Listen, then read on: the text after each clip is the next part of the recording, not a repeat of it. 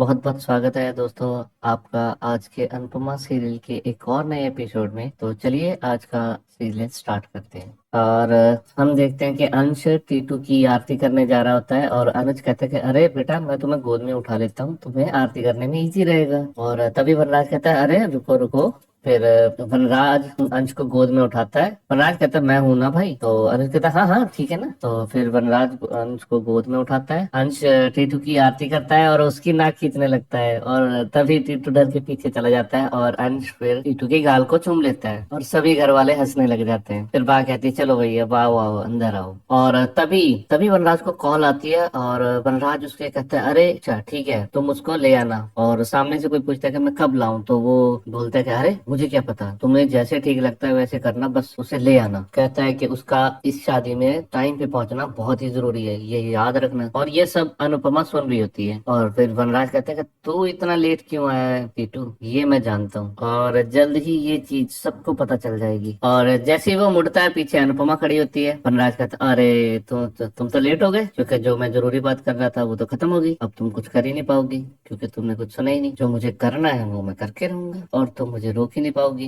क्योंकि तुमको पता ही नहीं कि मैं क्या करने वाला हूँ। और फिर अनुपमा कहती है कि अच्छा लेकिन मुझे ये पता है कि मैं क्या करने वाली हूँ, ना मैं तुम्हें गलत करने दूंगी ना गलत बर्दाश्त करूंगी। और वनराज हंसने लग जाता है और कहता है ठीक है करो और एंजॉय करते, आ जाओ अंदर चलते हैं शादी में। और अनुपमा अंदर आकर गुस्से में बोलती है कि अगर वनराज ने डिम्पी और टीटू की शादी बर्बाद करने की कोशिश की ना तो मैं इसका ढोल ताशा और बैंड सब बजा दूंगी। और मन में बड़बड़ा रही होती है कि ये सच में बस जब देखो ना कुछ करता ही रहता है। और अनुपमा अपनी साड़ी का पल्लू जोर से गुस्से में घुमाती है और पीछे अनुज आ रहा होता है, उसका पल्लू उसकी आंख में लग जाता है और कहती है कि और अनुज से कहती है कि सॉरी मुझे नहीं पता था कि तुम पीछे हो, मेरी और साड़ी का पल्लू हैवी है ना तो मैं उसको ऐसे ही घुमा रही थी और आपको लग गया। और वो कहती है कि सॉरी सॉरी। और अनुज कहते हैं कि तुम कैसे कर लेती हो, वही चेहरा वही नैन नक्श वही श्रृंगार, साड़ी का रंग भी पहले पहला हुआ है, चूड़ियां भी पहले पहनी हुई हैं और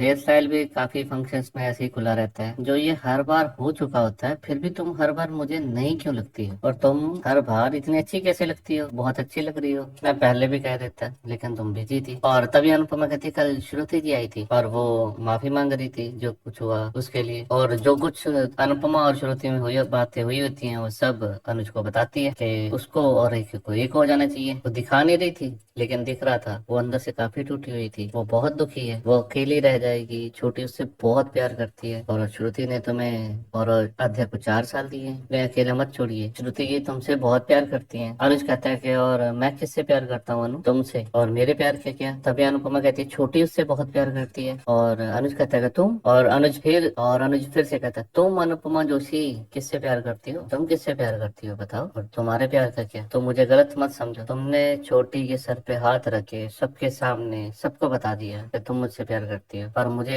एक बात आज तक समझ नहीं आई, पता नहीं मैंने ऐसा क्या ही कर दिया है। तुम सबके सामने कसम खा के बोल सकती हो, अपने परिवार के सामने बोल सकती हो, बट बस मेरे ही सामने तुम नहीं कह सकती, मुझे नहीं पता तुम क्यों नहीं कहती। और अनुपमा कुछ कहने वाली होती है कि तभी वहां पर बच्चे आके कहते हैं कि तुमको बा बुला रही है और अनुपमा उसके साथ चली जाती है। और जैसे ही अनुज पीछे मुड़ के देखता है पीछे आद्या खड़ी होती है। अगले सीन में हम देखते हैं डिम्पी और टीटू की शादी की तैयारी हो चुकी है और डिम्पी को सभी लोग मंडप में ला रहे हैं। और इसी बीच में अनुपमा अपने और श्रुति के बीच में हुई सारी फ्लैशबैक में बातों को सोचना शुरू कर देती है और तभी उसे अनुज वाली सभी बातें याद आती हैं कि वो पीछे नहीं हट सकती, वो उसी से प्यार करती है। और अनुज कह रहा था कि तुमने सबके सामने कहा था, अभी क्यों नहीं मान रही हो ये बात। और अनुपमा की आंखों में आंसू आ जाते हैं और तभी एकदम से उसका ध्यान डिम्पी की शादी पे जाता है और डिम्पी पे जाता है और वो डिम्पी को देखकर डिम्पी की नजर उतारती है। फिर अंश आता है और डिम्पी का हाथ पकड़कर टीटू के हाथ में दे देता है। बाबूजी कहते हैं कि बेटा अपनी माँ का विवाह देख रहा है, ऐसा इस घर में दूसरी बार हो रहा है, और कहते हैं कि समाज में रहने के लिए समाज के नियम मानने पड़ते हैं और ये याद रखना कि ये नियम हमें अकेले रहने से बचाने के लिए बनाए गए हैं। कोई भी नियम किसी भी इंसान की खुशियों से बढ़ के नहीं हो सकता, बेटी हो या फिर बहू, और खुश रहने का अधिकार दोनों का ही है। अनुज कहता है कि बहुत सही बात कही आपने बापूजी, और जिंदगी में सेकंड चांस हर कोई डिजर्व करता है और मिलना भी चाहिए, और अगर किसी को सेकंड चांस मिल रहा रहा है तो उस पे अमल करना भी बहुत जरूरी है। और फिर सभी घर वाले डिम्पी की शादी की खुशी में नाचना स्टार्ट कर देते हैं और उनको नाचता हुआ देखकर अनुज सपनों में खो जाता है और अनुपमा के साथ अपनी ही सपनों में नाचना स्टार्ट कर देते हैं। और फिर सभी घर वाले डिम्पी को कंधों पे उठा लेते हैं और टीटू को भी, और दोनों एक दूसरे को वरमाला पहनाने की कोशिश करते हैं। और तभी हम देखते हैं कि वनराज किसी को कॉल कर रहा है, लेकिन फिर टीटू अपने घुटनों पे बैठ जाता है और डिम्पी उसको वरमाला पहना देती है और टीटू भी डिम्पी को वरमाला पहना देते हैं। और सभी घर वाले खुशी में तालियां बजाते हैं और उन दोनों पे फूल बरसाते हैं। और तभी टीटू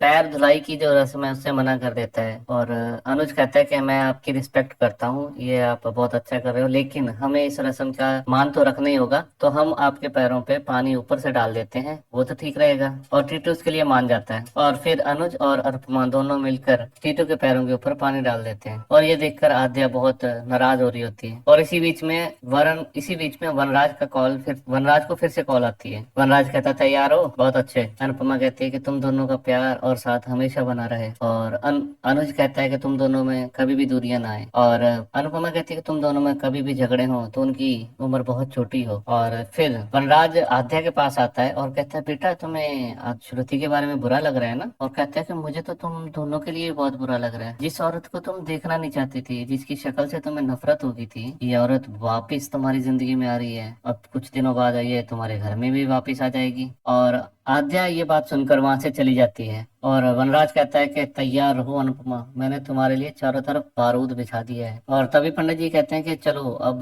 गठबंधन की रस्म शुरू होगी। और अंश, टीटू और डिम्पी की गठबंधन की रस्म को पूरा करता है। पंडित जी कहते हैं कि अब वधु के माता पिता आकर कन्यादान की रस्म पूरी कर देंगे। और माँ कहती है अनुज, अनुपमा आ जाओ। और जैसे आने लगते हैं वनराज चिल्ला के बोलता है डिम्पी मेरी बेटी है, तुम तो यहाँ से 5 साल पहले सब छोड़ छाड़ के भाग गए थे। कौन डिम्पी, किसकी डिम्पी?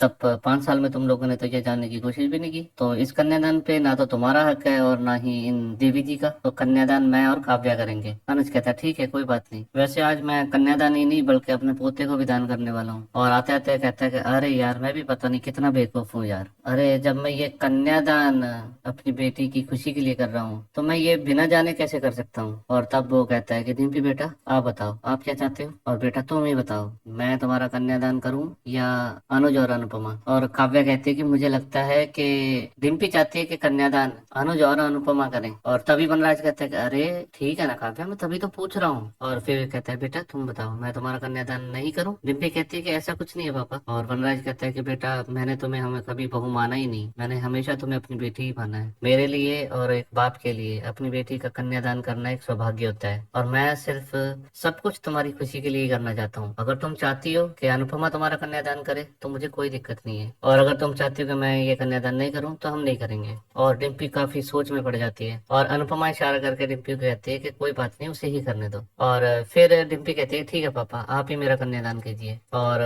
टीटू भी कहते हैं हाँ वैसे भी बाकी की रस्में उन्होंने करी दी है तो कन्यादान प्लीज आप ही करिए। और फिर वनराज कहता है काव्या इधर आओ। और वनराज अंश को भी बुला लेता है कि इधर आओ बेटा। पंडित जी कहते हैं कि कन्या के बाप कन्या का हाथ वर के हाथ में दीजिए। और देवका कहती है कि यार इसको हो क्या गया है, अब तक तो ये शादी तोड़वाने की प्लानिंग कर रहा था और अब कन्यादान के लिए मरा जा रहा है। अनुपमा कहती है वही तो मेरे समझ में नहीं आ रहा है, आखिर ये मिस्टर शाह करने क्या वाले हैं। पंडित जी कहते हैं कि अब कन्यादान की विधि संपूर्ण होगी। और वनराज कहता है कि टीटू तुम मेरे पोते और डिम्पी का ख्याल रखना, आज तक मैंने रखा है और आगे भी रखूंगा, और मैंने हमेशा वही किया है जो इन दोनों के लिए सही है, और तुमसे भी यही उम्मीद करता हूँ कि तुम भी यही करोगे। फिर पंडित जी कहते हैं कि हस्त मिलाप की रस्म शुरू होगी। दीपिका कहती है मुझे तो लग रहा था ये शादी ही नहीं होने देगा, लेकिन ये तो कुछ कर ही नहीं रहा। और अनुपमा कहती है कि या तो इसका प्लान फेल हो गया है और या फिर हमें डरा रहा है या फिर हमने ही इसको समझने में गलती कर दी। और दीपिका कहती है जो मर्जी हो शादी तो शांति से हो रही है, यही इंपॉर्टेंट है। फिर पंडित जी कहते हैं कि वर और कन्या